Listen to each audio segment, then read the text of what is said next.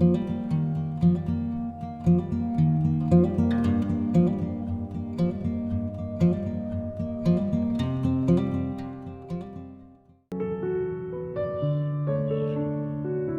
queria falar de algumas coisas que são essenciais na minha vida. Eu tive 4 perdas muito importantes, 4 lutos que foram muito complicados. Algumas pessoas sabem um pouco dessa história, outras não. Esse aqui é meu pai, que eu perdi com 7 anos num acidente de carro. E minha mãe foi uma viúva enlutada e é até hoje, com um luto complicado. Essa aqui é minha madrinha, que eu falo que foi minha segunda mãe, e minha avó materna. E eu já perdi todas essas 3 pessoas. Aqui são os meus sagrados. Gente, eu conto essa história para vocês entenderem de que lugar que eu falo, tá?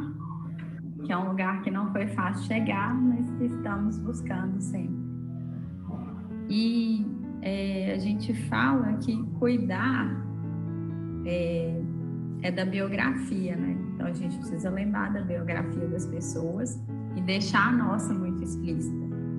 E curar é da biologia. O curar nem sempre é possível, mas o cuidar é sempre possível. O Entrelaçando Vidas, com essa ideia desses encontros que a gente tem na vida mesmo, que a vida é assim. A conexão, porque muitas vezes, e no que a gente fala conexão, é a questão do olhar, dos sentidos e dos não ditos, mas que dizem tudo, né? E cuidando, porque é o que a gente faz, o que a gente gosta de fazer e o que a gente, sem saber, estava fazendo há tanto tempo. Então, a história que eu vivi com esse meu tio durante 21 dias virou aula, virou um texto, enfim. E aí eu vou contar para vocês. Nesse mergulho que eu fiz, nesse cuidado que eu escolhi fazer, eu escolhi abrir mão das minhas coisas aqui do Brasil para cuidar dele, veio essa oportunidade de eu escrever sobre isso. E de alguma forma eu consigo, então, hoje eu percebo, às vezes algumas das coisas pelas quais eu passei e eu percebi, eu posso estar contribuindo para outras pessoas também enxergarem isso e a gente fazer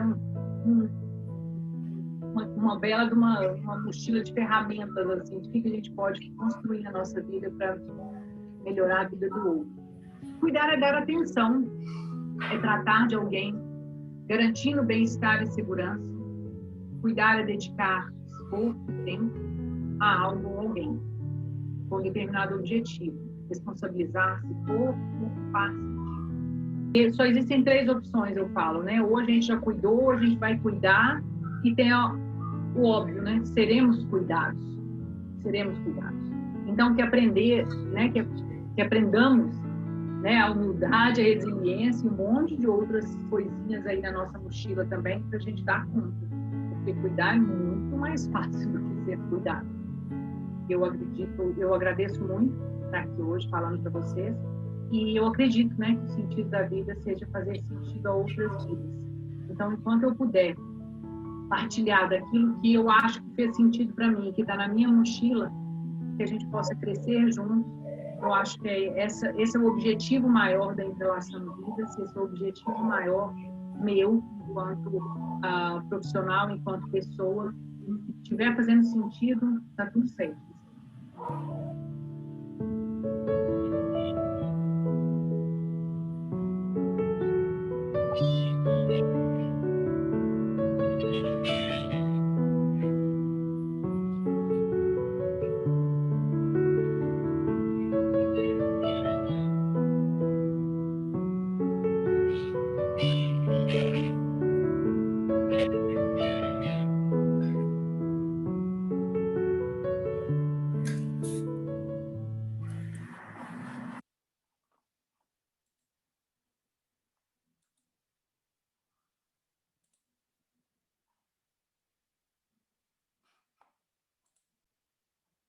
Bom, esse era o vídeo que a gente queria passar, de um pouco do nosso trabalho, de algumas coisas que a gente falou em algumas palestras.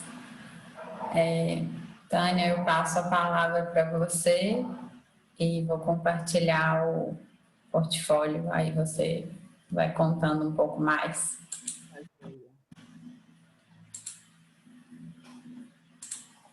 Boa noite, Leonardo. Muito obrigada pela sua presença aqui conosco, mais uma vez. E enquanto a Rafa coloca aí, eu queria só falar assim, fiquei super emocionada com o vídeo, ainda não tinha visto. Realmente é um pedaço da gente que a gente cuida com muito carinho, né? Que é essa nossa ambição de poder falar com todos, né, sobre essa questão do cuidado. E quando eu falo que cuidar é muito mais fácil que ser cuidado, é uma coisa assim que a gente pergunta para as pessoas e a gente realmente percebe, né, que a gente se doa muito, né, ainda mais alguns de nós aqui que possamos justamente ser os profissionais de saúde. Então a gente doa, a gente oferece aquilo que a gente pode, a gente chama um colega, a gente está sempre disposto a ajudar, a contribuir naquele cuidado. Mas o ser cuidado é um grande desafio. E na linha do tempo, a gente tem, né, essas três opções, né? Ou a gente já cuidou, ou a gente vai cuidar de alguém, ou a gente cuida de alguém, tem mais opções, né? Tem a opção do contínuo e tem a opção dessa de ser cuidado, né? Então, que a gente possa ir desenvolvendo as nossas melhores qualidades para um cuidado muito assertivo, muito compassivo, né? E que a gente possa também desenvolver algumas virtudes nossas para a gente dar conta, né, com muita humildade, com muita resiliência de ser cuidado quando chegar a nossa vez. E é uma coisa que eu comento muito, é que muitos de nós, dependendo da idade, né, de vocês aqui na sala, a gente está numa fase, né? Eu, por exemplo, tenho 45 anos, a gente sabe que a gente cuida dos nossos pais, porque eles já começaram a dar alguns sinais de doença, e a gente está cuidando dos nossos filhos. E isso tudo é um grande desafio, eu acredito hoje nessa faixa etária, né? Muitos dos nossos pais não cuidaram dos seus pais, dos nossos avós, né? Então, é um grande desafio, por isso que a gente acredita na importância desse nosso instituto e das nossas... dos nossos desafios aí, né, para trazer formação e educação nessa área. Então, há 2 anos, eu e a Rafaela nos juntamos. Na época tinha também uma amiga nossa também, a Daniela, e a opção que a gente teve foi de falar assim, vamos contar para os fisioterapeutas como que é o cuidado paliativo, porque é chato a gente ouvir, né, que os nossos colegas não estão fazendo alguma coisa bem feita. E a gente, com algum conhecimento que a gente tinha, já de estudar um pouco dos cuidados paliativos, no caso eu já tinha pós, a Daniela em São Paulo já tinha também uma residência, e a Rafaela foi desenvolvendo esse tempo todo já com uma experiência enorme de atendimento domiciliar, de home care, de pessoas extremamente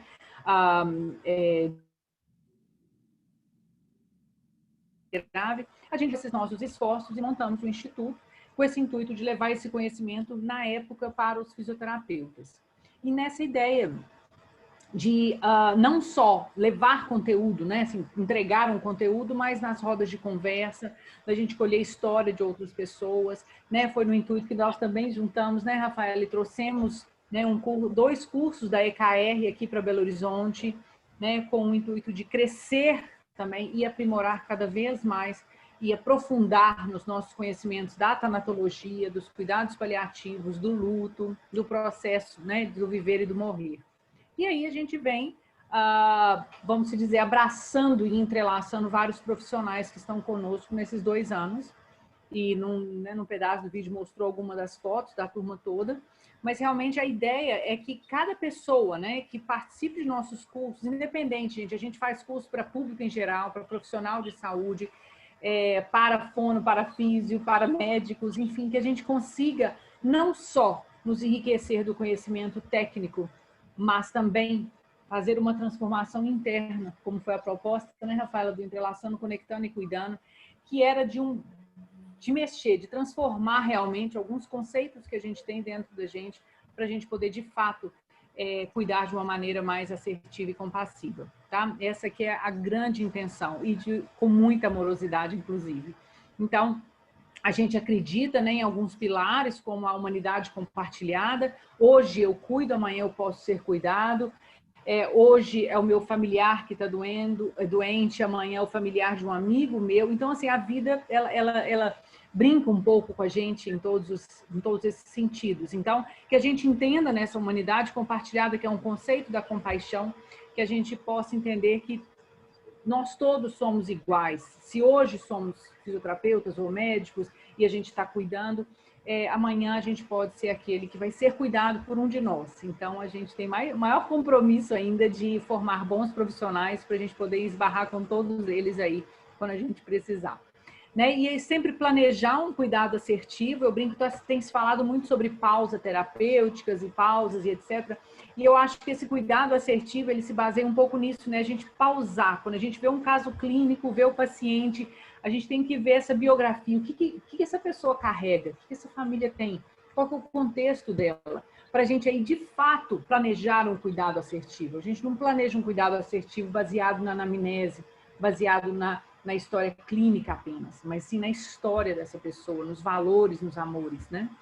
E eu acho que é dessa forma que a gente cuida de uma maneira integral e de uma maneira verdadeiramente amorosa e, né, voltando para a palavra, integral. Eu acho que o objetivo é isso, né? Antes falava-se muito, né, há 20 anos atrás, sobre holismo, holística, né? A gente trabalhar de uma forma holística a pessoa, e é isso, essa integralidade, é entender o indivíduo naquele sofrimento total, mas também com potencialidades totais.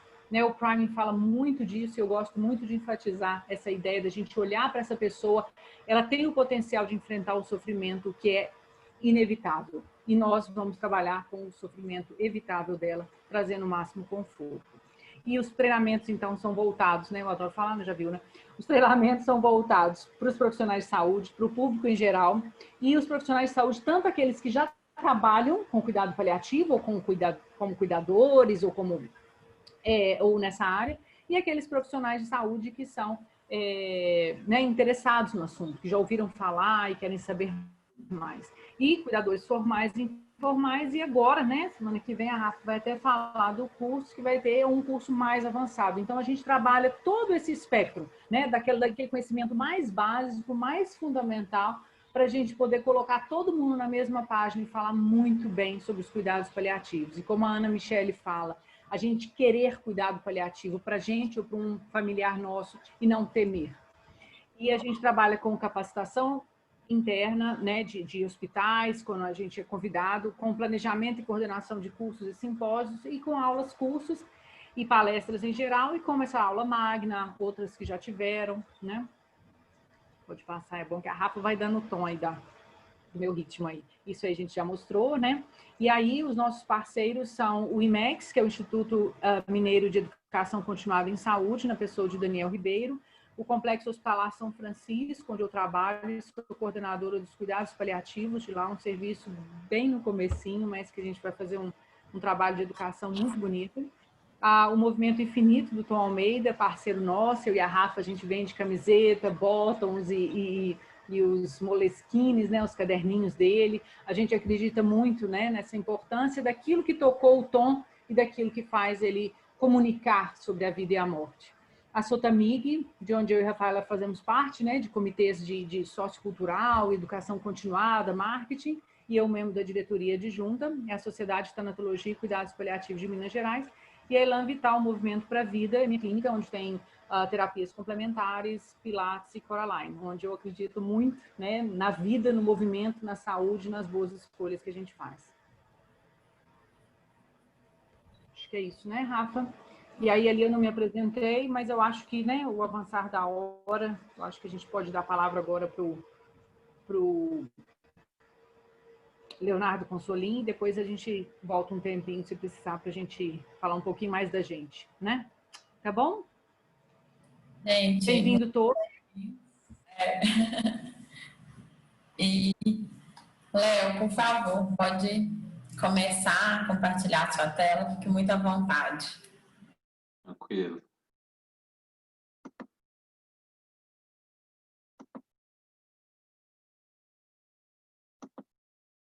Só colocar.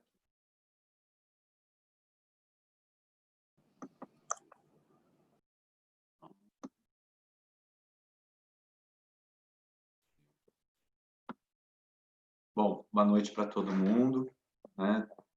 É uma delícia, acho que essa é a grande palavra.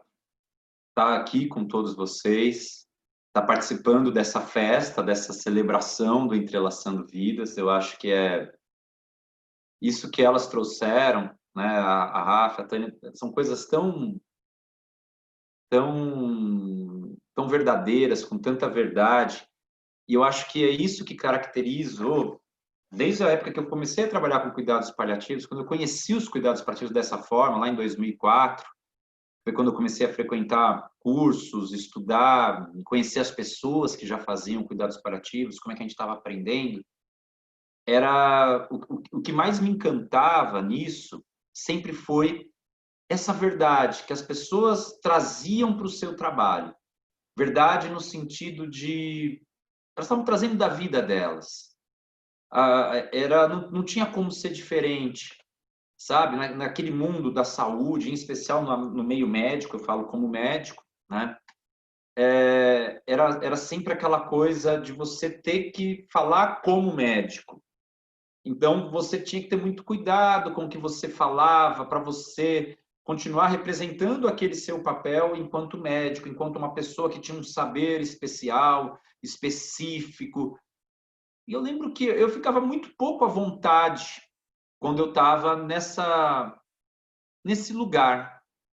Até que quando eu conheci os cuidados paliativos, isso aconteceu em 2004, com o Luiz Saporetti, com a Letícia, com a Solange Brícola, com a Ivone Bianchini, o pessoal lá do Hospital das Clínicas lá de São Paulo, com a Keila Ishida.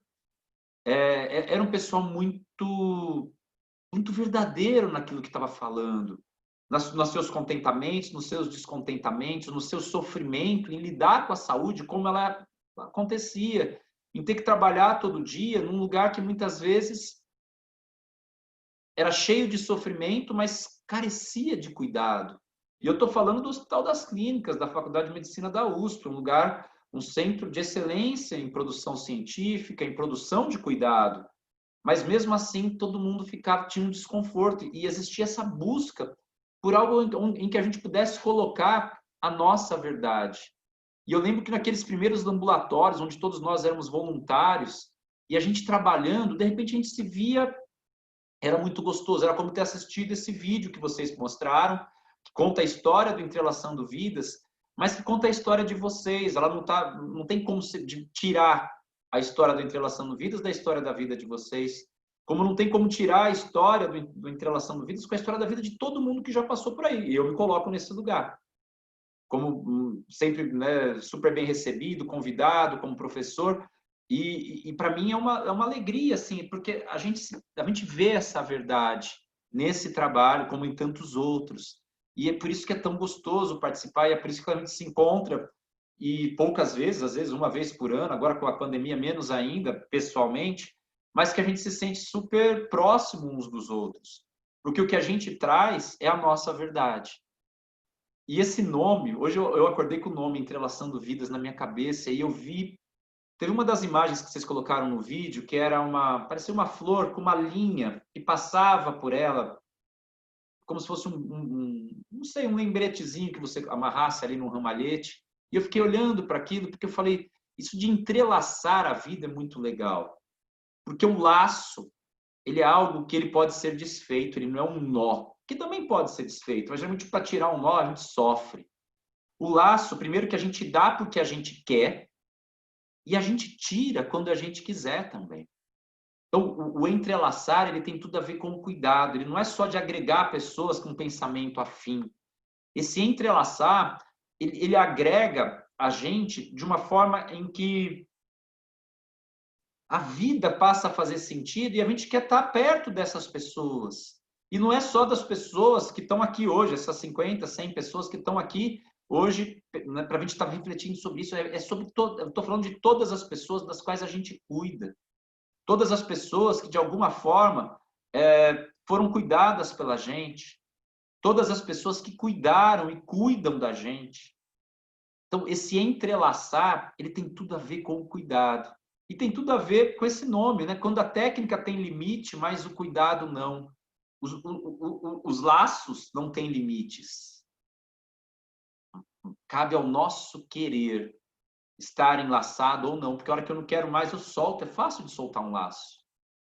E é fácil de dar também. Mas o laçar alguém é uma coisa, a meu ver, né? Quando você fala de dar um laço, ele tem a ver com enlace, tem a ver com uma coisa do querer estar junto, querer construir algo junto. E eu acho que isso tem tudo a ver. E eu fico extremamente feliz de poder estar participando dessa festa hoje, dessa celebração mesmo. Para mim é muito gostoso estar aqui com todos vocês, e em especial com a Rafa e com a Tânia, por conta delas serem, né, quem representa hoje o Entrelaçando Vidas. E eu adorei esse título, eu postei ele nos meus stories do Instagram ontem, e aí foi muito legal, porque pessoas que não vejo há anos, que não tem nada a ver com esse mundo de hospital, de cuidado paliativo, não tem nada relacionado com isso, me mandaram e falaram, nossa, que título legal. Uma amiga minha, que é arte terapeuta, trabalha em escolas, que há um tempão que eu não tenho assim, um contato pessoal com ela, falou, nossa, esse título tem tudo a ver, a gente tem que pensar mais sobre isso. Você vê, uma educadora que foi enlaçada por esse trabalho. E eu acho que isso é muito legal, esse é o nosso trabalho. E eu ainda respondi para ela, legal, né? Ela falou, muito, tem tudo a ver. E ela não falou tudo a ver com você, tudo a ver com cuidado. Ela nem sabe o que é cuidado paliativo e não está preocupada com isso nesse momento da vida dela. Tem tudo a ver com a vida. E isso é muito legal. Porque essa coisa do cuidado tem a ver com vida. E eu vou começar falando, porque eu falei, poxa, vamos ter que fazer uma reflexão em cima disso, né? Sobre técnica e o que transcende a técnica. Eu acho que essa é a grande questão. A gente vai falar daquilo que é a técnica do cuidado, e essa técnica ela pode e deve ser ensinada, ela pode e deve ser passada. As pessoas aprendem a técnica. A arte também se aprende. É legal isso, porque as pessoas acham que arte é algo que você tem que nascer com um dom de ser artista. Não. A arte a gente aprende também. A arte faz parte da vida, faz parte do encantamento pela vida, e cabe a nós estar passando um pouquinho sobre isso. E cuidado também é arte. E eu acho que isso é muito legal a gente ter essa noção, porque o cuidado ele está na nossa essência. E muitas vezes é a forma como a gente transmite a nossa essência, é a forma como a gente se permite ser cuidado. É a forma pela qual a gente se cuida, é a forma pela qual a gente cuida do outro. Então, transmitir essa essência talvez possa ser uma das definições de arte. É quando você transmite a essência sua, a essência de algo através do seu olhar e, obviamente, através da sua essência. Então, o artista, antes de tudo, é alguém que consegue transmitir coisas essenciais. Então, não dá para a gente viver sem arte. A gente pode até acreditar que vive sem ela, mas a gente não vive na realidade. E eu sou um grande fã do Van Gogh, não podia deixar de trazer.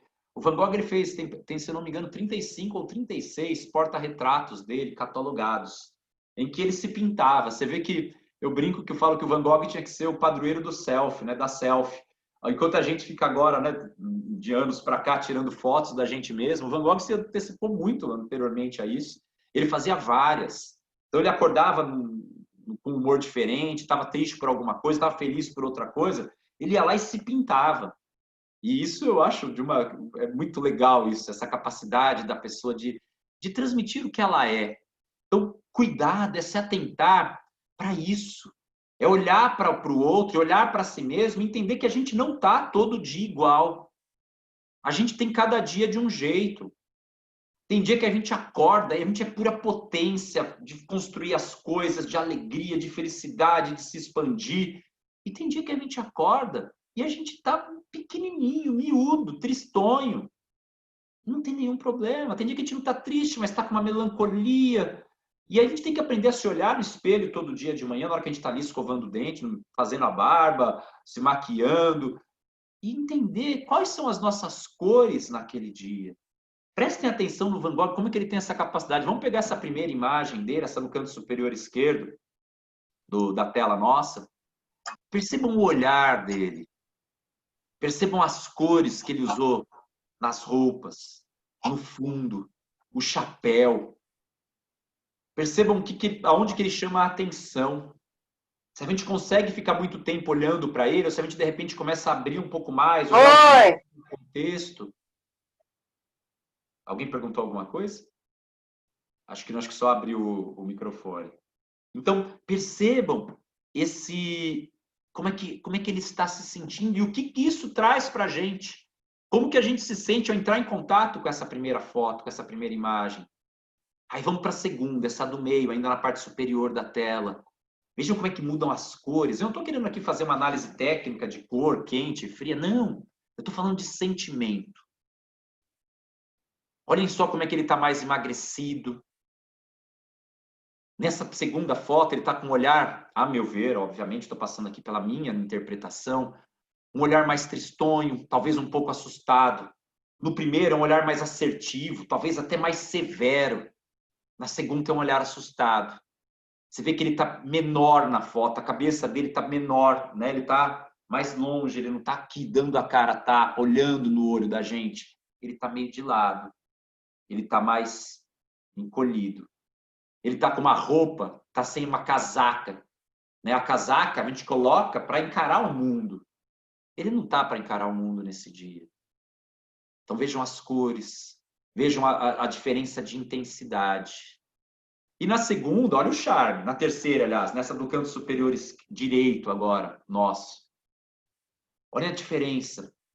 Um olhar mais cheio de si, ainda taciturno, mas vejam bem, está sem chapéu. Qual a cor que predomina aí? Não é mais o azul da primeira foto, mas tem um toque de vermelho que vai além da barba dele, do bigode, do cabelo, mas um vermelho que invade tudo, tem a ver com sentimentos. Será que a gente é capaz de olhar para a gente no espelho e ver tudo isso? Perceber que tem dia que a gente está mais avermelhado, tem dia que a gente está mais azulado, tem dia que a gente está verde, tem dia que a gente está branco, a gente está pálido. Que não tem, como é que chama? Na minha época chamava blush, eu acho que é isso que chama, aquela coisa que dá um vermelho, assim, que vai dar jeito, porque essa palidez está no nosso olhar. Essa palidez está no nosso ser naquele dia. Tem dias que a gente está sofrendo um pouquinho mais. Aí você vê essa foto aqui de baixo, no canto inferior esquerdo, e aí você vê que, né, ele não está mais tão dono de si. Mas tem alguma coisa que a gente reconhece o Van Gogh em todas essas 4 fotos. Essa próxima foto, que está no meio, aqui mais embaixo, não é dele, mas é ele retratando alguém. Percebam a diferença. As cores que ele coloca, como que ele se coloca, a cor que ele colocou no fundo. Então, cuidar do outro, gente, é a primeira coisa. A gente tem que se reconhecer e reconhecer o outro. A gente tem que desenvolver esse olhar. Isso é técnica. Isso é uma coisa que se aprende, que se aprimora no dia a dia. É você saber que você vai trabalhar. Eu sempre falo isso para os meus alunos: entrar num hospital não é que nem você entrar no mercadinho para comprar pão, para comprar leite, para comprar um desodorante ou um shampoo. Entrar num hospital, no serviço de saúde, entrar na casa de alguém que você vai cuidar, você tem que se preparar. E o preparo começa na hora que a gente se olha no espelho, para a gente se reconhecer, para saber como que a gente está naquele dia. E aí, quando você conseguiu se ver, porque a gente vai ter que trabalhar estando desse jeito aqui, nessa foto aqui, estando aqui ou estando aqui. É a nossa obrigação, porque, eu vou falar um pouquinho mais para frente, o cuidado também é nosso ofício. Ele não é só arte, ele é nosso trabalho. É através dele que a gente ganha o nosso pão. É através dele que a gente coloca todas as nossas habilidades que a gente estudou tanto, estuda tanto para manter. Então, você tem que se reconhecer primeiro, para saber que tem dia que você está com energia baixa. E não tem problema, tem dia que vai ser assim. Mas se quando você está com energia baixa, você está puro azul, fragilizado, e você entrar em contato com alguém com uma energia alta, laranja, uma cor já encarnada, você tem que entender isso daí. E você vai ter que saber como que vai ser essa sua relação com esse cuidado. E como a Rafa disse, o cuidado se faz na biografia. Tanto a Rafa quanto a Tânia falaram hoje. A gente cuida do ser biográfico. E o ser biográfico a gente encontra em diversas formas, não é só fazendo anamnese. Aliás, a anamnese vai trazer quase nada da biografia da pessoa. Mesmo uma anamnese biográfica. O que a gente vai precisar para desenvolver esse cuidado, para ir além dessa técnica, é uma técnica ainda mais apurada. de olhar para os sapatos dessas pessoas, aqui representados por essa outra imagem do Van Gogh. O que vocês veem nesse sapato? Como que vocês o enxergam? É um sapato, né? Estou aqui só jogando. É um sapato de alguém rico? É um sapato de alguém que só usa ele para festa? Ou é um sapato surrado? De alguém que tem que usar ele até abrir a sola, e abriu a sola, ele coloca uma meia sola. Né? Esse é um sapato de alguém que já passou por muitas dificuldades, que já passou por muitos lugares. Então, olhar para os nossos sapatos primeiro. Vocês já repararam nos sapatos de vocês? Todos os sapatos nossos diz muito da gente, como a gente pisa, aonde que ele se gasta primeiro, principalmente aquele sapato que a gente usa no dia a dia. Até os tipos de sapato que a gente usa. Então, a gente olha lá onde a gente guarda os nossos sapatos, quais que ficam mais na frente, quais que a gente usa com uma maior frequência, quais que a gente usa menos. Isso fala da nossa vida. Então, cuidar de alguém é olhar para a pessoa na sua integridade, na sua inteireza, e olhar para os sapatos dessa pessoa e entender o caminho que ela fez, porque às vezes ela não dá conta de nos dizer, ela não dá conta de falar, mas a gente olha, e quando a gente olha, a gente valoriza isso, toda a diferença foi feita. Então, cuidar é arte nesse sentido, que do mesmo jeito que a gente aprende arte, eu acho que, obviamente, a gente não, né, a gente não vai nascer com o talento do Van Gogh. Tomara que algum de nós tenha esse talento, mas é um talento ímpar dele. Mas esse talento, Van Gogh estudou na França. Se a gente for ver um pouco da biografia dele, a gente vai ver que Van Gogh estudou muito para chegar onde ele chegou.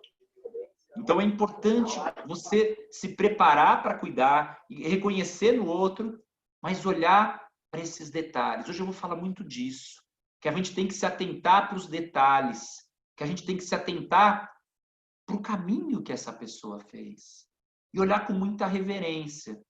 Porque aí a gente vai chegar num outro ponto, que é o ponto do sagrado, que também a gente vai falar um pouquinho mais hoje. Cuidar como um ato de reflexão. Então, na técnica do cuidado, eu tenho que aprender a olhar para mim. Eu tenho que refletir que, primeiro, a semana passada eu tive a oportunidade de dar uma aula numa pós-graduação do pessoal que estuda dor. Aliás, é uma pós-graduação de técnicas, como é que fala? Invasivas para o tratamento da dor. Ou seja, um pessoal muito especializado, todos anestesistas, neurologistas e ortopedistas. Esse era o grupo que eu estava dando aula. E aí eu falei para eles, eu falei, olha, é importante a gente refletir o que nos trouxe até aqui, por que a gente, eu me coloco aí também, cuida de pessoas com dor. Já pararam para pensar nisso? Por que a gente faz esse tipo de coisa? E aí foi legal, porque depois no final da aula tive um feedback muito legal de alguns ortopedistas que falaram, nossa, eu nunca tinha parado para pensar. Porque eu falei, além de você ser ortopedista, neurologista, anestesista, você cuida de pessoas com dor, você escolheu isso. Será que a gente não tem que olhar? E muitos deles não tinham refletido que talvez eles cuidassem da dor do outro, mas também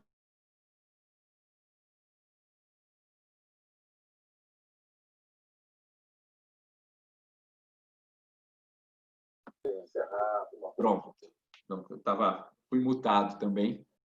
Aí agora, então é importante a gente perceber que quando eu cuido da dor do outro, eu tenho que olhar também para a minha dor, porque invariavelmente ela existe. Quando eu cuido da fragilidade do outro, eu tenho que olhar também para a minha fragilidade, porque isso também é muito importante. Então, cuidar é sempre um ato reflexivo, porque eu vou me encontrar no outro e o outro vai se encontrar em mim. Porque a gente, como cuidador, a gente sempre se coloca numa postura de que a gente é o provedor do cuidado, quando, na verdade, não existe isso. Porque ao cuidar, eu sou cuidado. E ao ser cuidado, eu cuido, sempre. Isso não é de vez em quando, não é às vezes. A gente pode não ter consciência disso. Mas o cuidado, ele é uma relação bionívoca, onde vai e volta. Então, quando eu estou cuidando, eu também estou sendo cuidado. Às vezes eu não tenho essa noção. E quando eu estou sendo cuidado, eu também estou cuidando daquela pessoa. Eu estou permitindo que aquela pessoa desenvolva o melhor dela ao cuidar de mim. Isso é muito legal. Então, a gente permite. Então, o cuidado é sempre um ato reflexivo. Agora, o que é importante? Quando a gente resolve cuidar de alguém e tornar isso a nossa profissão, por exemplo, hoje eu tive um dia extremamente cheio. Cheio mesmo, atendi muita gente, internou muito paciente. Eu brinquei que eu falei que eu estou vivendo o rescaldo do fim de semana, do feriado de 7 de setembro. Muitos pacientes internados, ou com Covid, com suspeita de Covid, muita gente, pacientes novos. Então, hoje foi um dia muito cheio, muito de avaliar muitas pessoas novas que eu não conhecia. Então, eu tive que ver muita gente hoje. Então, você sai de casa, você tem que se preparar para isso. Porque não vai ser só um cansaço físico, até porque fisicamente cansa. Você ir lá, no meu caso como médico, passar a visita, conversar conversar com a família, avaliar um doente, escrever alguma coisa no prontuário. Não tem nenhum desgaste físico maior de fazer isso.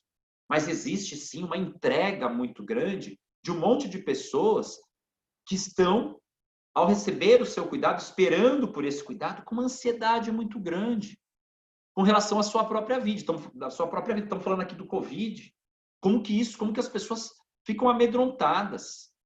E como que eu também fico amedrontado? Porque quando eu vejo um hospital que estava esvaziando na semana passada, voltar a encher no começo dessa semana, eu volto a ter medo de ir no mercado. Eu volto a temer pelos meus filhos, volto a temer pela minha esposa, pelos meus pais. Então, a gente está vivendo ainda um pouco isso. Então, o que eu quero trazer para vocês é que, quando a gente encontra com alguém, nesse encontro do cuidado, que é um encontro extremamente potente, a gente encontra com a fragilidade do outro, mas o outro também, ele escancara a nossa fragilidade. Só que eu não encontrei só com ele. Eu encontrei com ele, e no caso meu, no dia de hoje, com quase mais 30. Avaliei muitas pessoas.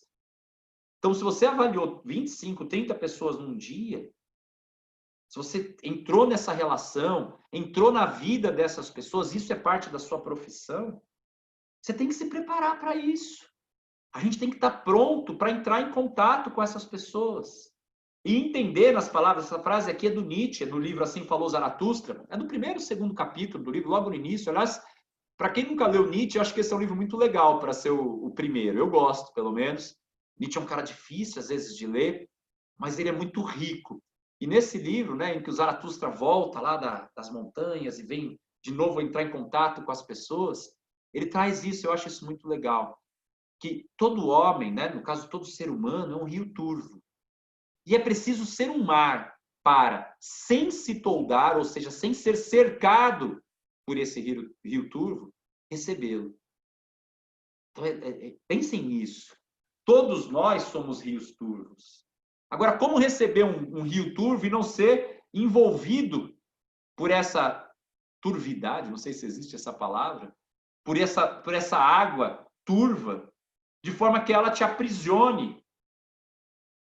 Então, na hora que você entra em contato com essa água turva, você tem que se preparar como? Você tem que entrar lá como um mar. Quem já viu um rio turvo chegando no mar sabe do que eu estou falando. Lá em São Paulo tem o Barra do Una, o rio Una é um rio turvo, cheio de folhas, de material orgânico, ele chega no mar, tanto que aonde quebra as ondas na Barra do Una, é escura a água. Mas ele só é escuro no comecinho, porque logo, logo, o mar toma conta de tudo e a água volta a ser azulada, esverdeada. Então, porque ela chega no mar. Quando eu fui para Caraíva, o rio Caraíva também é um rio turvo. E ele chega lá no mar do sul da Bahia e ele é absorvido pelo mar e não o contrário. E o que a gente tem que ter cuidado, quando a gente não reflete sobre o ato de cuidar, né? A gente tem que ter cuidado quando a gente não reflete sobre o nosso trabalho, é que a gente acaba sendo toldado por esses rios. E aí vem síndrome de burnout, fadiga de compaixão. Então, todas essas síndromes que adoecem a nós que trabalhamos como cuidadores, elas vêm por quê? Porque a gente não se prepara para ser mar. A gente não entende que tem dia que a gente não tá para mar. E se a gente não é mar naquele dia, não adianta querer brigar. Tem dia que a gente está fragilizado. E está tudo certo estar fragilizado, ser frágil. Não tem nada de errado. Porque o que nos torna mar não é sermos incólumes, não é sermos intocáveis pelo sofrimento. Pelo contrário.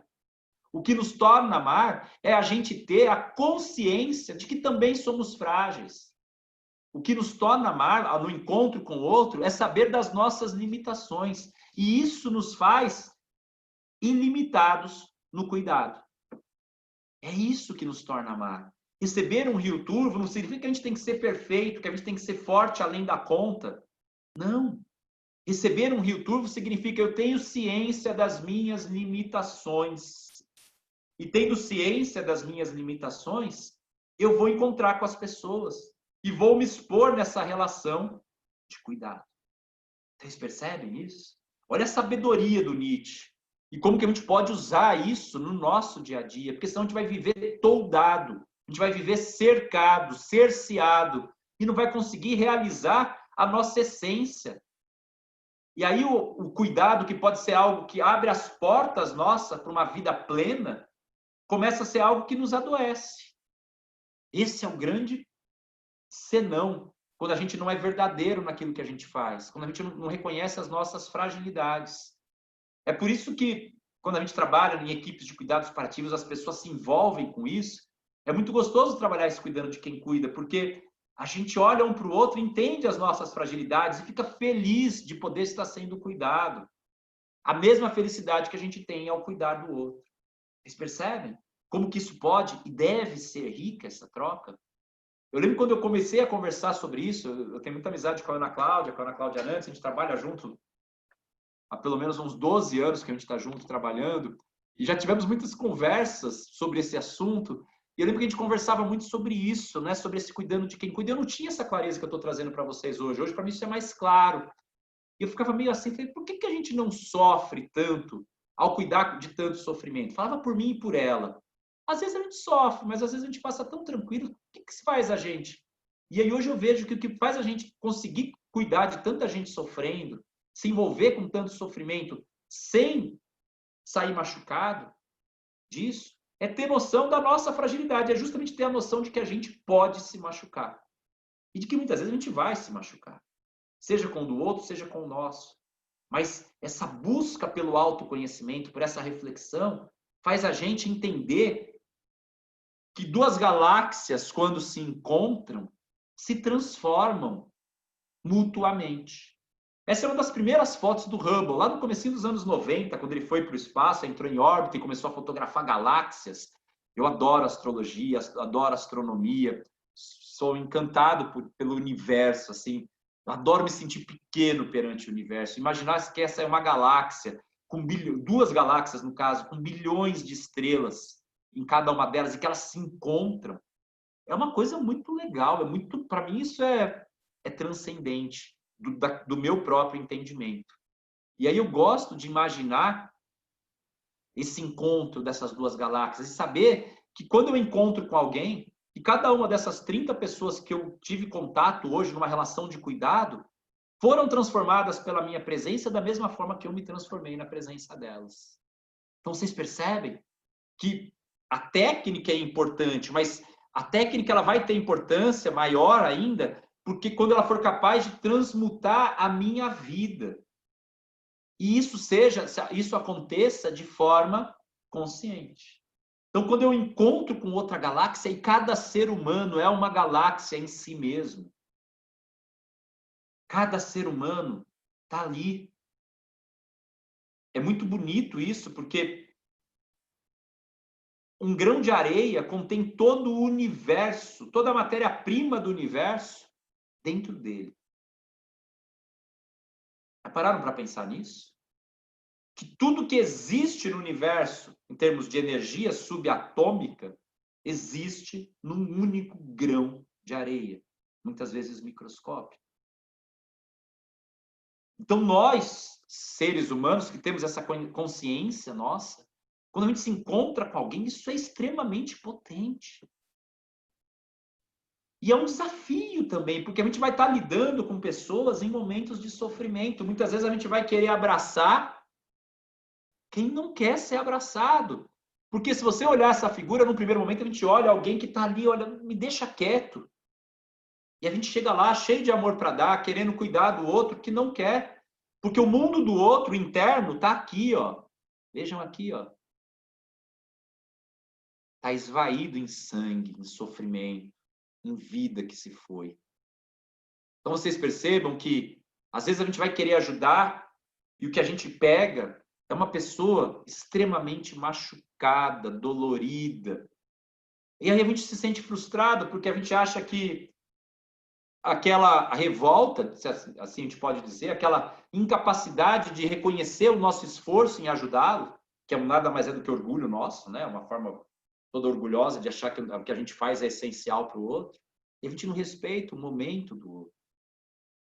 E um momento que a gente não conhece e que às vezes nem mesmo ele tem consciência. E aí, ao invés de ajudar, o que ele sente da gente é que a gente está indo o quê? Uma faca na mão. E ele não entende a nossa ajuda como ajuda, ele entende a nossa ajuda como algo que vai o ferir ainda mais. É assim que funciona. Então é importante que a gente reconheça o momento do outro e reconheça a nossa incapacidade, muitas vezes, de saber o que está passando pelo outro. E a gente não vai saber, não vai saber. Mas aí saber dos nossos limites, que nem sempre esse movimento de querer abraçar o mundo, abraçar todo mundo, eu quero que todo mundo conheça cuidado paliativo, eu quero levar isso aí para o mundo inteiro, quero sair. Vamos respeitar o movimento de cada um. Existem leis de ajuda. E essas leis de ajuda, uma das primeiras é que a gente ajuda quem pede ajuda. Obviamente, as formas de pedir ajuda são várias, não necessariamente são verbais. Muitas vezes as pessoas pedem ajuda de outras formas. E a gente tem que saber reconhecer. Mas para ajudar alguém, a gente tem que entender que essa pessoa tem que se abrir, se disponibilizar para receber a nossa ajuda. Porque senão ela vai encarar a nossa ajuda como uma agressão.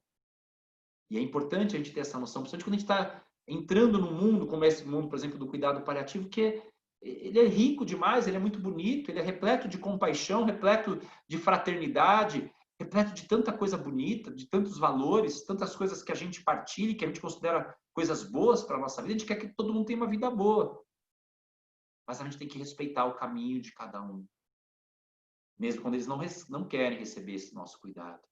E isso às vezes é difícil, mas é necessário. Então, a gente falou do cuidado enquanto arte, falou do cuidado que faz a gente refletir sobre a gente mesmo.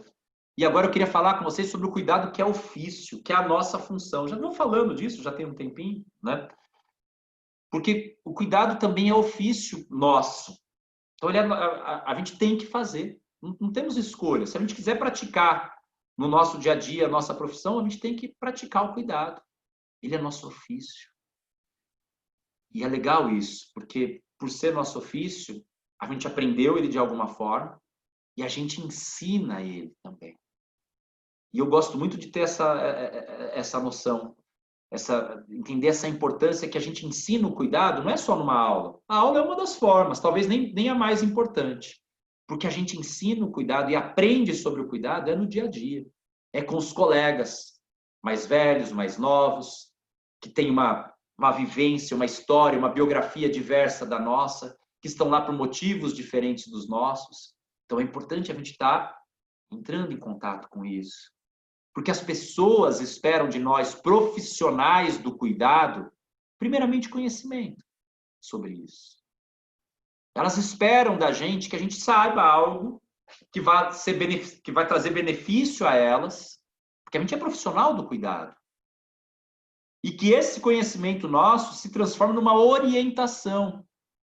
Então, lembrem bem, orientação é como a bússola nos orienta, ela vai lá, marca o norte magnético da Terra, do nosso planeta, e a partir dali a gente consegue o quê? Se orientar, norte, sul, leste, oeste, vou saber para que lado que eu vou ter que ir. Agora, quem vai até esse lugar, sou eu ou é a bússola? Sou eu que levo a bússola. Então, nós, profissionais do cuidado, fornecemos para as pessoas orientação, que vem do nosso conhecimento. Mas a gente não carrega ninguém nas costas. São as pessoas que caminham. E ainda quando a gente acha que está carregando, é porque elas estão permitindo, ou porque a situação permite que isso ocorra. Elas esperam da gente também se sentir seguras pelas nossas orientações. Que essa orientação traga segurança no caminhar dela. Porque o que elas estão vendo é isso daqui, ó, essa imagem. Elas estão vendo vir a ser algo que vai acontecer e que elas não conhecem e que elas imaginam que através do nosso conhecimento a gente vai poder contar para elas. Mas isso tem um véu, ó, como tem aqui esse papel, esse pano, e tem um véu que nos separa, que é o véu que separa o presente do futuro. Quando a gente inicia uma relação de cuidado, a gente não sabe o que vai acontecer. Então a gente espera que o profissional do cuidado nos traga segurança através das suas orientações, através do seu conhecimento, para que a gente passe por isso da melhor forma possível. Porque aí vai se gerar uma relação de confiança.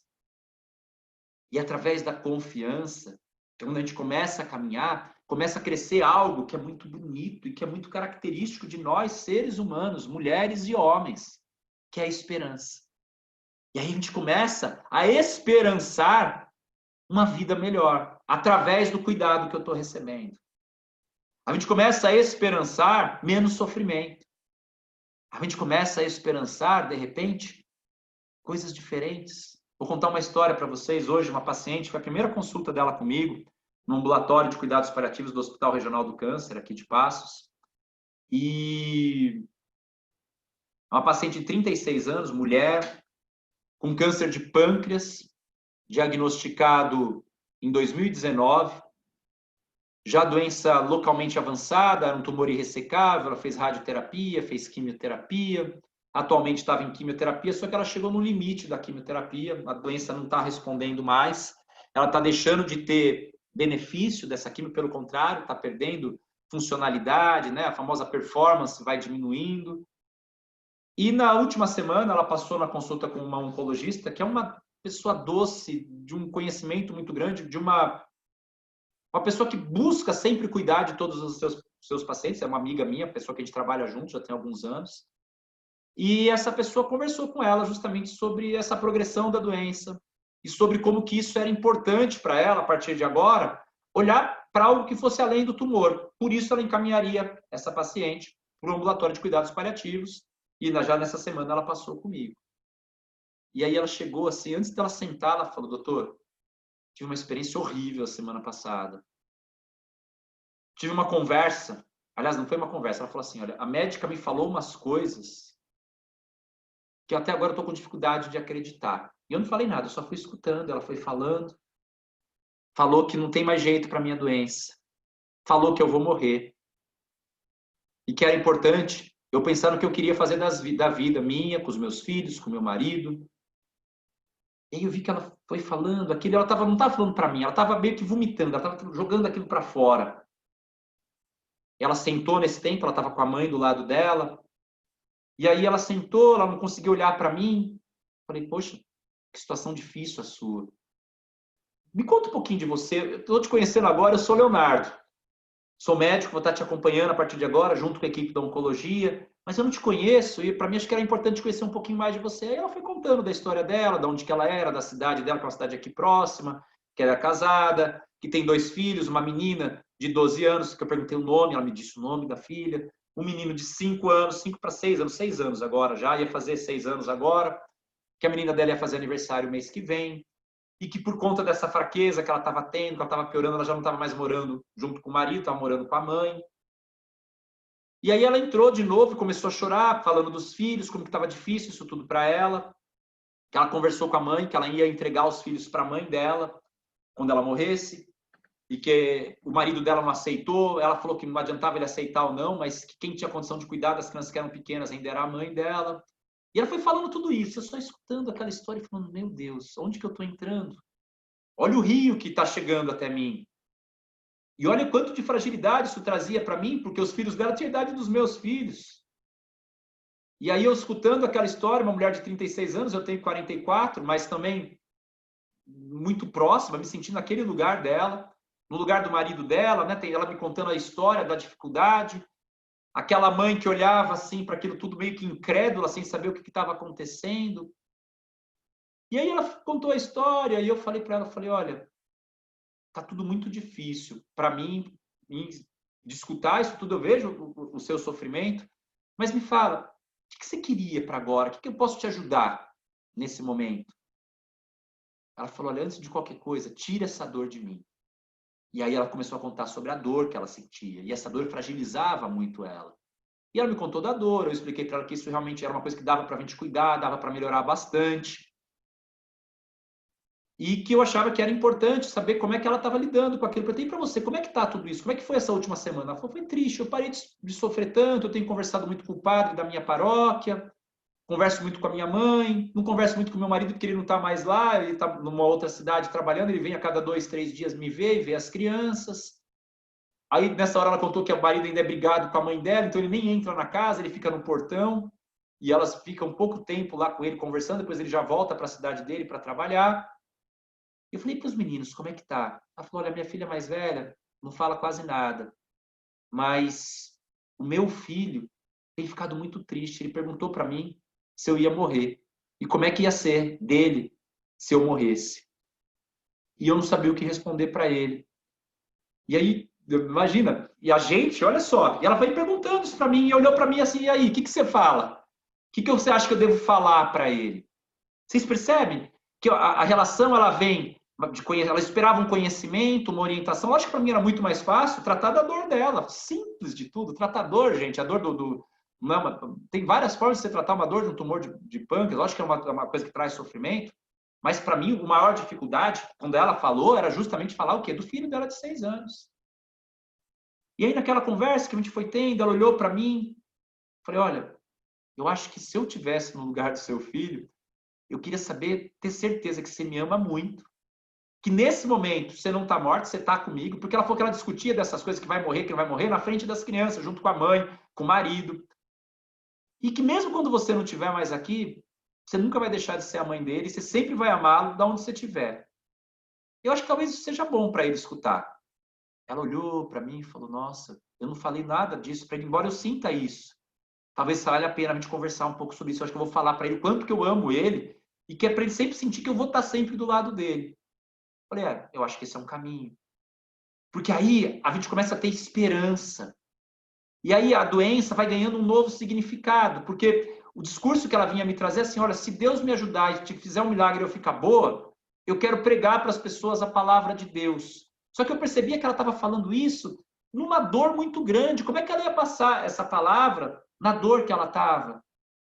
E aí eu convidei ela, e foi um convite mesmo, informal, no sentido, vamos tentar entrar em contato com essa dor para a gente tentar aliviar não só a dor do corpo, essa dor do câncer, mas também essa dor de estar morrendo e estar deixando 2 filhos pequenos. E para isso a gente precisa de ter compaixão, que é o último item que eu coloquei aqui. E lembrar que compaixão é estar ao lado do sofrimento.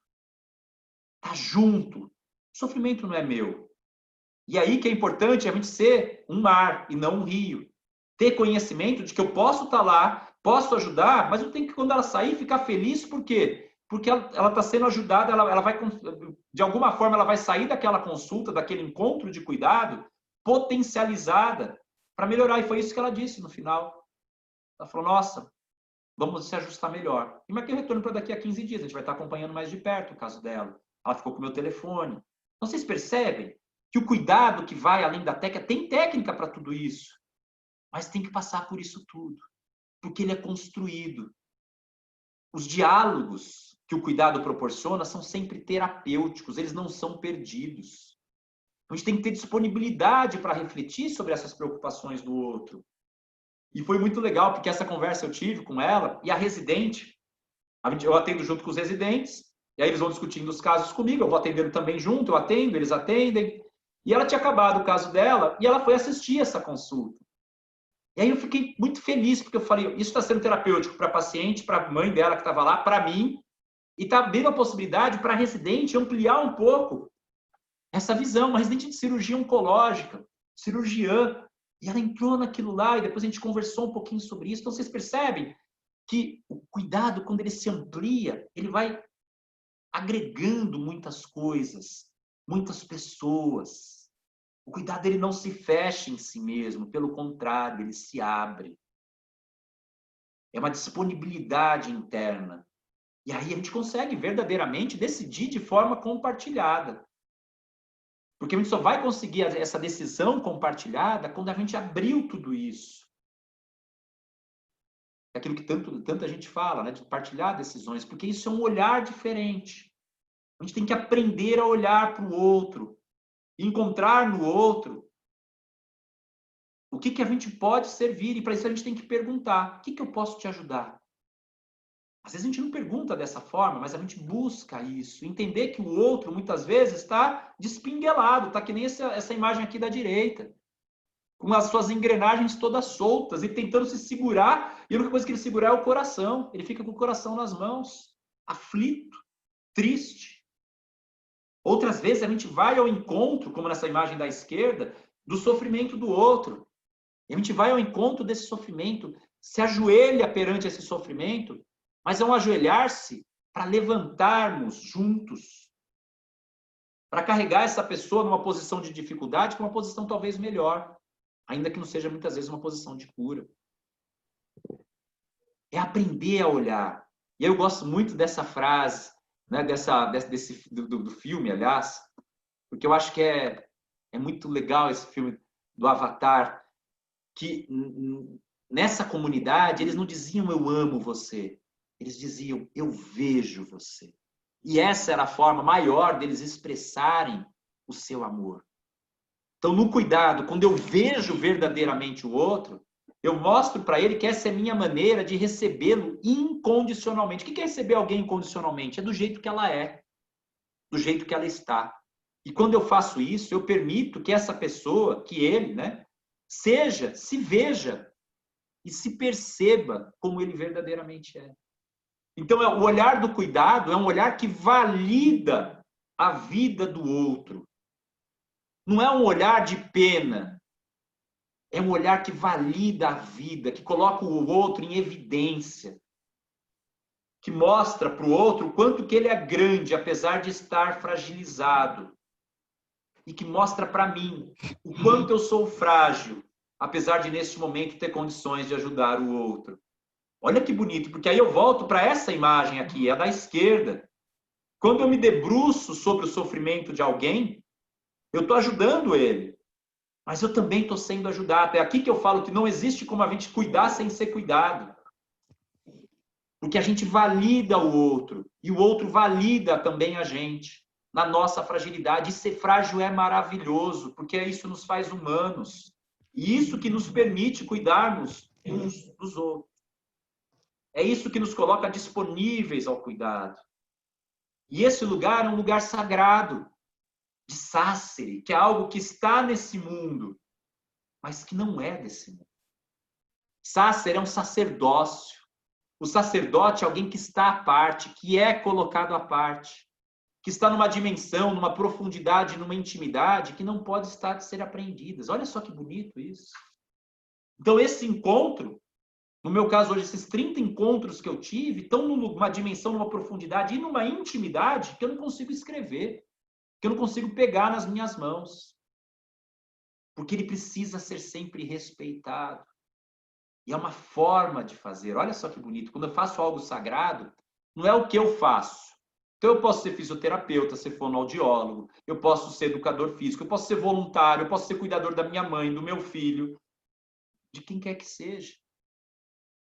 Porque o que me diferencia nesse cuidado, o que torna isso sagrado, é a forma como eu faço. E isso necessita ser respeitado.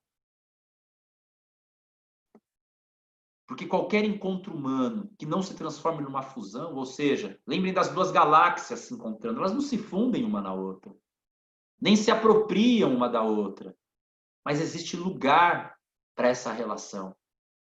E isso é sagrado. Aí eu não carrego do outro comigo, eu me transformo pela presença do outro, mas eu continuo sendo eu, transformado pelo outro, e ele continua sendo ele, transformado por mim. E isso é sagrado. Essa relação é a relação do cuidado. Vou trazer aqui um relato da Marie de Renezel, que é uma freira católica francesa, escritora. Eu tirei do livro A Arte de Morrer, que é escrito por ela e pelo Jean-Yves Leloup, que também é onde eu tirei aquela última citação. Lembro-me da experiência vivida por uma enfermeira que acabava de acolher em seu serviço uma jovem portadora de um tumor maligno em seu pescoço. Quando essa mulher perguntou-lhe se iria morrer, a enfermeira sentiu-se aspirada para o fundo de um buraco. Não sabia o que dizer ou o que fazer. Seus olhos ficaram rasos de lágrimas, mas ela não tentou esconder o rosto. Ela não disse a verdade, mas manteve-se verdadeira.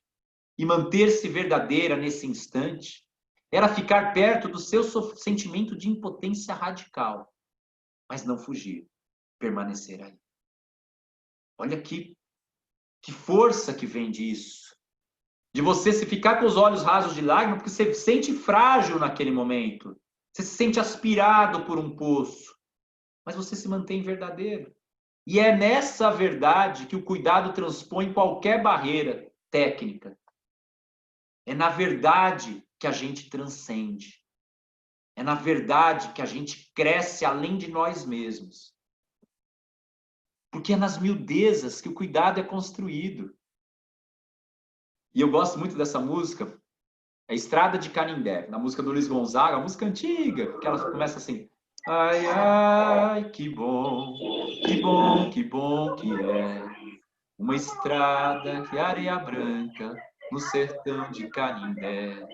Ai, ai, que bom, que bom, que bom que é uma estrada e uma cabocla e a gente andando a pé. E tem uma hora da música que ele fala que lá é um lugar tão pobre, mas tão pobre, que quem era rico anda em burrico. E quem é pobre só anda a pé. Mas andar a pé é bom, porque quando a gente anda a pé, e eu partilho dessa experiência, eu adoro andar a pé, você consegue ver as miudezas, você vai molhando os pés nos riachos, você vai escutando o canto dos passarinhos e vai percebendo que, no caso do galo de Campina, que ele cita na música, ele muda de cor. Você vai olhando as coisas a granel, ou a grané, na licença poética aqui do Gonzagão, coisas que, para amor de ver, o cristão tem que andar a pé. Então, o cuidado se constrói, gente, é nas miudezas, é no pequeno, é no mínimo de cada dia. Mas quando a gente tem olhos para isso, quando a gente se despe, quando a gente desce do nosso patamar e se torna um ser verdadeiramente compassivo, que vai ao encontro do sofrimento do outro, a gente aprende a olhar as coisas a granel. E olhando as coisas a granel, a gente começa a ver as coisas nas miudezas. A gente começa a perceber aquilo que realmente é importante. Deixa eu ver quem que é. É a Maria Luísa que está com o som aberto? Está entrando um som, acho que de TV. Vê se você pode tirar o som. Obrigado. E esse olhar, né, dessas coisas pequenas, eu acho que é super importante. Porque aí a gente vai conseguindo construir coisas verdadeiramente grandes. Eu atendi um paciente segunda-feira, um pronto atendimento, ele chegou lá com queixas muito inespecíficas, de dores inespecíficas, uma dor no coração, uma precordialgia, né? Uma dor que poderia ser anginosa, mas ele não tinha nenhum fator de risco para isso. E depois de alguns exames que descartaram qualquer gravidade no quadro dele, eu fui perguntar para ele, falei, mas desde quando que você está sentindo isso? Ele falou, olha, para te falar a verdade, tem mais ou menos 1 ano. E olha, tá muito ruim esse último ano, tá tudo difícil. E aí, né, você falou, bom, ele me abriu um espaço. A gente mora numa cidade pequena. Eu falei, você mora com quem? Ele falou, olha, eu moro sozinho, eu tô viúvo há 1 ano. A minha esposa morreu em outubro do ano passado. Olha só, a gente começa a ligar as coisas. E ontem foi o nosso aniversário de casamento. Então, olha como é que isso é a miudeza, mas é uma miudeza que constrói. Né? Ele não pensou nisso, mas a dor se tornou insuportável a ponto dele procurar o médico naquele dia. Ele está com essa dor há 1 ano. E ele procurou o médico naquele dia, mas um dia antes ele tinha tido o quê? Tinha sido o aniversário de casamento dele. E ele estava vivendo 1 ano de luto, 1 ano de muito sofrimento pela falta da esposa. E ele não tinha dado conta que esse sofrimento que ele tinha no corpo tinha a ver com aquilo. E aí foi muito legal, porque foi um atendimento rápido, como tem que ser um pronto atendimento, muitas pessoas sendo atendidas ao mesmo tempo, muitas vezes. E em coisa de 10 minutos de conversa, foi muito legal a forma como ele saiu mais fortalecido, se sentindo cuidado naquela relação. Mas isso é na miudeza que a gente descobre. Que a gente sai só da nossa técnica e vai conhecer um pouco do outro. E quando a gente se atenta às coisas pequenas, ponto vira frase. Frase vira capítulo, parágrafo. E parágrafo vira capítulo. Você pode ter 10 minutos com alguém, mas se você olhar para a miudeza, essa relação de cuidado, ela se engrandece, ela transcende. Então é esse que é o chamamento. É para a gente olhar para o cuidado de uma forma diferenciada. E eu trouxe aqui para finalizar um caso muito bonito, muito gostoso que eu vivi e que eu queria partilhar com vocês, para a gente finalizar. Seu Ângelo, 97 anos, viúvo, aposentado, 5 filhos. Imagina um velhinho ativo que aos 97 anos ia todo dia no asilo São Vicente de Paula, aqui da cidade, fazer visita para os idosos, que há 2 meses atrás, 2 meses antes de julho desse ano, tinha ido visitar os 2 bisnetinhos que nasceram no Rio de Janeiro, foi de avião, né? No dia 18 de julho, ele entrou caminhando no consultório do cardiologista, que por sinal ele estava passando na frente do consultório. Era um senhor que andava, imagina uma cidade aqui passa 100 mil habitantes mais ou menos, ele é conhecidíssimo aqui na cidade, caminhando pelo centro da cidade, e o cardiologista dele, ele passou na frente do cardiologista e falou, não estou me sentindo bem, vou entrar aqui para ver o que está acontecendo.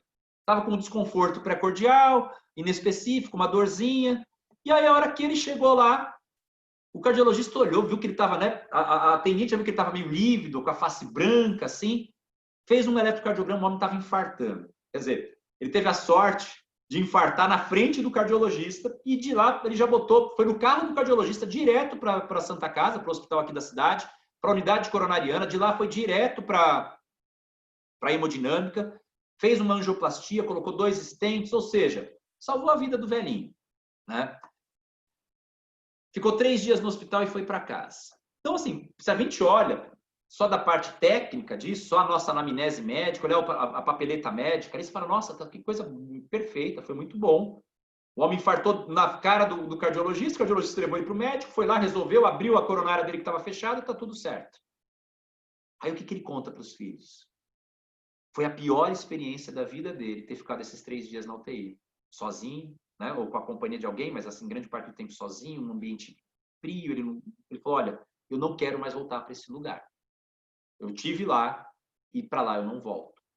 Então a gente já começa a entender um pouco a pessoa. E aí quando que eu sou chamado no caso? Porque ele teve alta, mas uma semana depois ele reinternou. E aí ele reinterna uma semana depois com quadro de broncopneumonia, aí os exames mostraram que ele estava com uma insuficiência renal, e a insuficiência renal descompensou uma insuficiência cardíaca, que estava ali incipiente, compensadinha. Provavelmente a insuficiência renal foi por conta do contraste que foi usado para fazer a angioplastia. Então vocês vejam que, né, ele teria morrido do infarto, provavelmente, se ele não tivesse infartado na frente do médico. Mas as complicações do tratamento num senhor de 97 anos com um equilíbrio muito tênue, um equilíbrio muito, assim, difícil de ser mantido, começou a complicar. Uma semana depois ele estava no hospital de novo. Conseguiram compensar a parte cardiológica, conseguiu compensar a infecção, só que o rim só piorou, teve que fazer hemodiálise.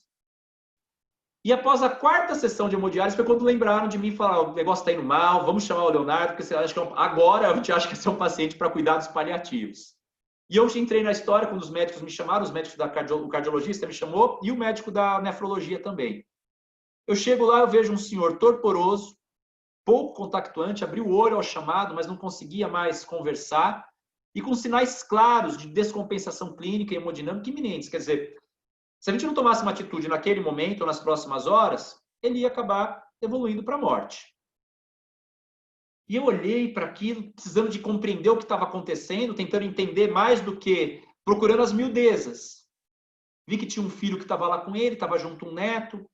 Falei, olha, como é que vocês são? Vocês são em quantos filhos? Precisamos de conversar com a família. Porque eu não tenho condições de conversar com ele, então eu vou ter que conhecê-lo através de vocês.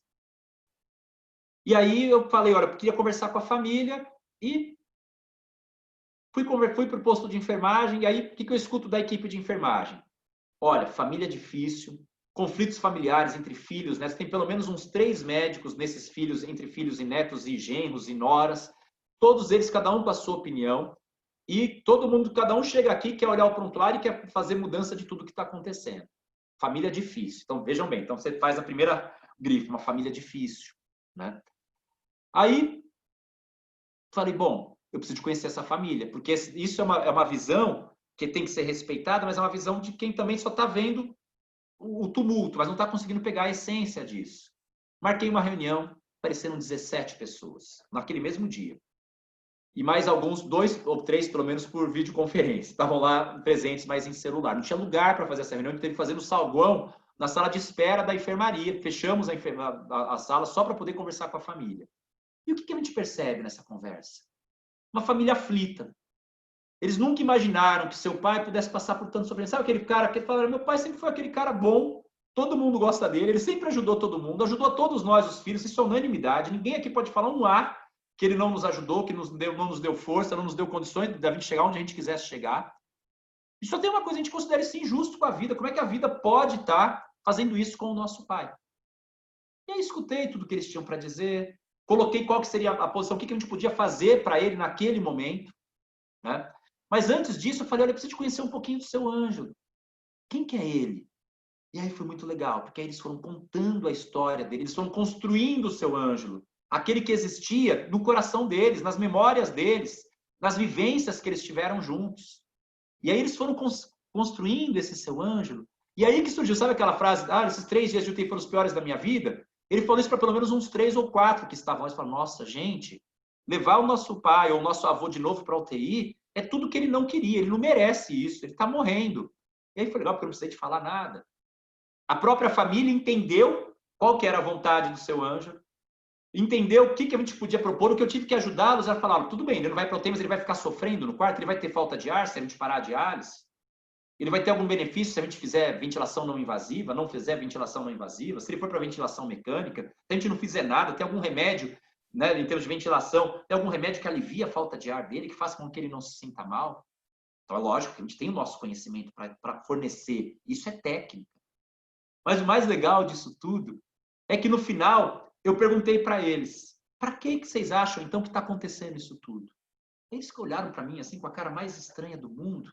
Vocês lembram que eu coloquei que uma das nossas funções é trazer sentido, significado para aquilo que está acontecendo na vida das pessoas? Aí um neto que tinha esclerose múltipla, inclusive um neto médico com esclerose múltipla, estava lá de cadeira de rodas, ele falou, eu não lembro a última vez que nós que estamos aqui nos reunimos, nem no Natal, nem no Ano Novo a gente se reúne, todo mundo junto, porque todo mundo tem as suas próprias famílias. E nós estamos todos aqui pensando no bem do nosso avô, no caso ele era um neto. E aí eles começaram a entender que talvez aquilo tudo estivesse acontecendo para o seu Ângelo, foi ainda mais uma forma dele estar o quê? Reunindo a família e mostrando para eles o quanto que aquilo era importante para ele e o quanto que para eles era importante se manter juntos, mesmo na partida iminente do seu Ângelo. Então, aí, nesse para quê, a gente encontra sentido naquilo que a gente faz. Aí é quando o cuidado, ele transcende a técnica. Porque aí aquelas pessoas que estavam lá tristes, sofrendo, começaram a se entender e perceberam que aquele momento era um momento de celebração da vida familiar, que era tudo aquilo que mais tinha sido prezado por aquele patriarca de 97 anos que estava se despedindo da vida. E que eles podiam significar aquilo de uma forma muito especial. Vocês percebem como que o cuidado transcende? Ele vai além? Agora, isso pode ser aprendido? Lógico, a técnica de reunião familiar, aliás, isso está no New England da semana, New England Journal of Medicine, falando justamente sobre conferência familiar para pacientes com doenças graves. Então, vocês vejam que cuidado é técnica, sim. A gente ensina cuidado. Dá para aprender. Está lá o artigo do New England. Né? Mas precisa também da gente entender que, nesse caminhar, muitas vezes a gente vai ter que tirar os nossos sapatos. Vai ter que descer dos nossos carrões. Vai ter que descer do nosso tamanco para estar junto do outro. E, às vezes, sair daquele caminho que está todo mundo trilhando. E de pés descalços, caminhar ao lado do nosso sofrimento e do sofrimento daquele que, por força da nossa profissão, nós que somos cuidadores profissionais, profissionais do cuidado, está junto da gente e aproveitar o melhor disso. Né? Gente, o que eu tinha para partilhar com vocês hoje era isso. Agradeço de coração todos esses momentos que a gente está aqui junto e a presença de todos vocês. Um beijo para todos. E fico aqui à disposição, estou aqui tranquilo para aquilo que a gente possa estar conversando, tá bom? Obrigado mesmo. eu ver só aqui o stop share. Pronto. Difícil até de falar, né? Depois disso tudo. Léo, a gente queria muito te agradecer. Eu acho que a gente não conseguiria pensar numa pessoa com tamanha técnica e tamanha sensibilidade para esse dia que é muito especial para a gente. E muitas pessoas falando no chat, né, da sua sensibilidade, que é sensacional, e algumas pessoas tiveram problemas para entrar na sala, né, porque o Simpla mudou um pouco isso. Então, eu vou ver uma forma de deixar isso disponível, se o Léo autorizar. Claro, autorizo sim. Para mim é uma alegria a gente poder estar... Eu acompanho tanta palestra de gente que fica gravada no YouTube, e para mim, às vezes eu vejo palestra de 2, 3 anos atrás, de assuntos que me interessam, e aí eu falo, gente, é muito legal isso, né? Então, para mim, se eu puder, alguém daqui a um tempo ler, assistir isso, e de alguma forma isso possa engrandecer a vida dessa pessoa, eu vou ficar muito contente. Eu acho isso muito legal, assim. Eu assisto muita coisa. O YouTube, para mim, é um negócio que me acompanha no carro, nos lugares que eu vou. Às vezes, enquanto estou fazendo a barba, eu vou escutando alguma coisa que para mim é importante. Às vezes, de manhã, eu vou me inspirando logo cedo em alguma coisa que... Então, eu aproveito esses momentos, né? Mas muito legal estar aqui com vocês, gente. Estou vendo a Juliana ali. Tudo de bom? Saudades, tempo que a gente não se vê, né? Muito bom estar com todos, todas. Muito legal. Muito bom. Muitíssimo obrigada.